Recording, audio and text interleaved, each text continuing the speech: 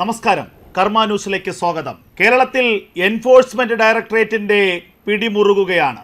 മുഖ്യമന്ത്രിയുടെ മകൾ വീണ വിജയനെതിരെയുള്ള മാസപ്പടി കേസിലും CPM നേതാക്കൾ പ്രതിക്കൂട്ടിലായ കരിവന്നൂർ കേസിലും ED അന്വേഷണം ശക്തമാക്കുന്നു.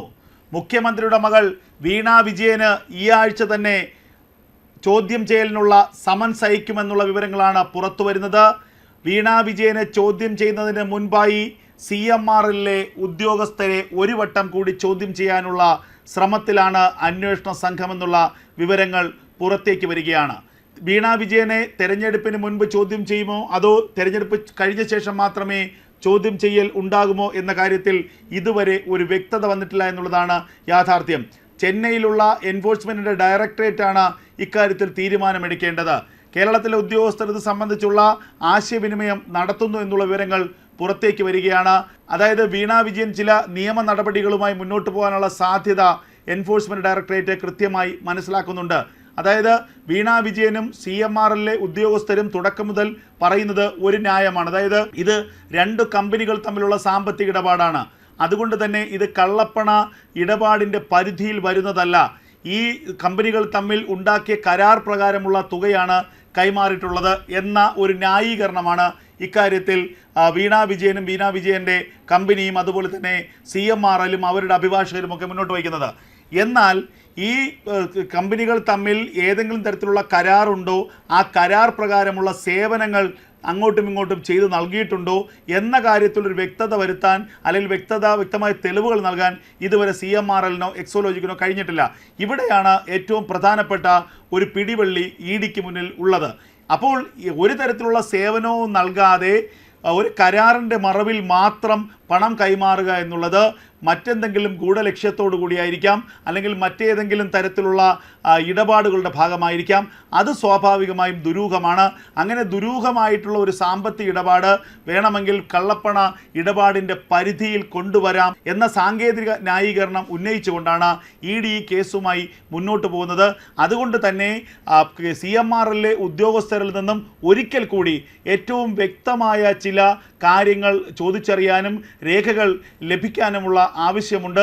അങ്ങനെയെങ്കിൽ ഒന്നോ രണ്ടോ ദിവസത്തിനുള്ളിൽ CMRൽ MD ശശിധരൻ കർത്തയടക്കമുള്ള അവിടുത്തെ ഫിനാൻസ് മാനേജർ അടക്കമുള്ള ചീഫ് ജനറൽ മാനേജർ അടക്കമുള്ള ഉദ്യോഗസ്ഥരെ 1-2 ദിവസത്തിനുള്ളിൽ ഒരു വട്ടം കൂടി ചോദ്യം ചെയ്യും.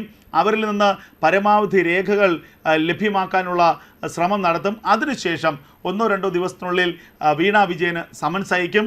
സമൻസ് അയച്ചാലും 1-2 തവണ ഹാജരാകാതെ മാറാനുള്ള സാവകാശം വീണ വിജയന് ലഭിക്കുമായിരിക്കാം. അതിനുവേണ്ടിയുള്ള നീക്കങ്ങളായിരിക്കാം വീണ വിജയനും CPM നടത്തുക. എന്തായാലും തെരഞ്ഞെടുപ്പിന് മുമ്പ് EDക്ക് മുന്നിൽ ഹാജരായി ചോദ്യം ചെയ്യലിന് വിധേയയായാൽ അത് കേരളത്തിലെ CPMനെ സംബന്ധിച്ച് ഏറ്റവും വലിയ തിരിച്ചടിയാകും. മുഖ്യമന്ത്രി പിണറായി വിജയനെ സംബന്ധിച്ച് അത് വലിയ തിരിച്ചടിയാകും.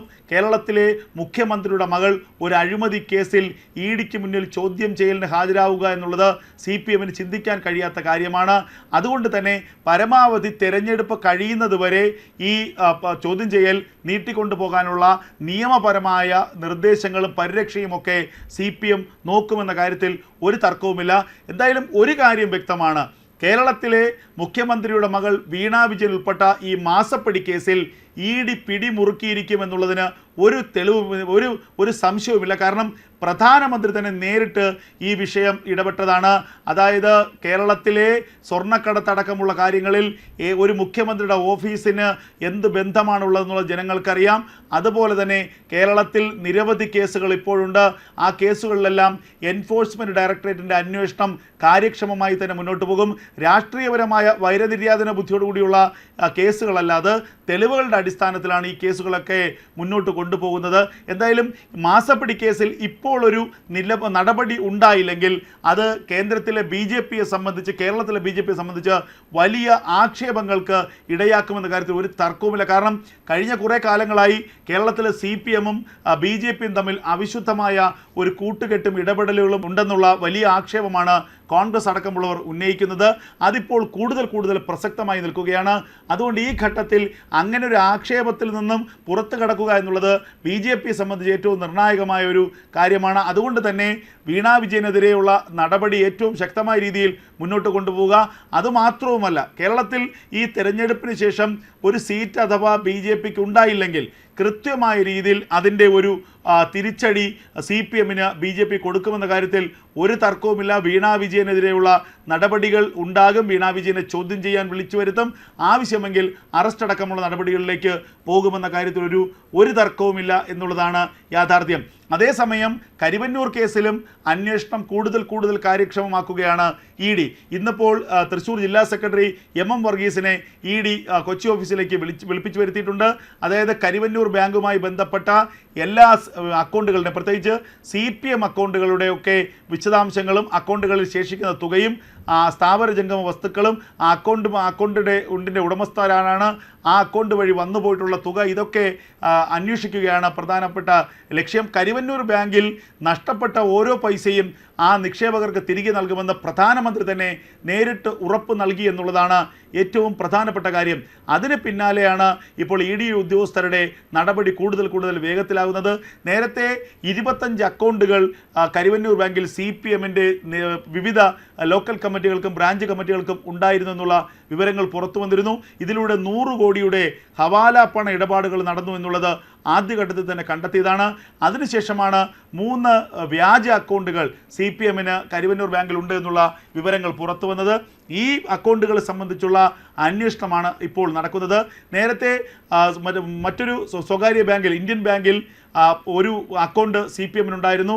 ജില്ലാ സെക്രട്ടറി ആയിരുന്നു ആ അക്കൗണ്ട് കൈകാര്യം ചെയ്തിരുന്നത്. ആ അക്കൗണ്ടിൽ നിന്നും കഴിഞ്ഞ മാസം 1 കോടി രൂപ പിൻവലിച്ചു എന്നുള്ളത് കണ്ടെത്തിയിരുന്നു. നിലവിൽ ആ അക്കൗണ്ടിൽ 6 കോടി രൂപയാണുള്ളത്. 1 കോടി രൂപ സ്ഥിര നിക്ഷേപവും 5 കോടി രൂപ അല്ലാത്ത തുകയും ഉണ്ടായിരുന്നു. ഈ അക്കൗണ്ടിനെ കുറിച്ചോ ഈ തുകയെക്കുറിച്ചോ ഒന്നും തന്നെ ആദായ നികുതി വകുപ്പിൻ്റെ ഒരു കണക്കും CPM നൽകിയിട്ടില്ല എന്നുള്ളതാണ് ഏറ്റവും ശ്രദ്ധേയമായ കാര്യം.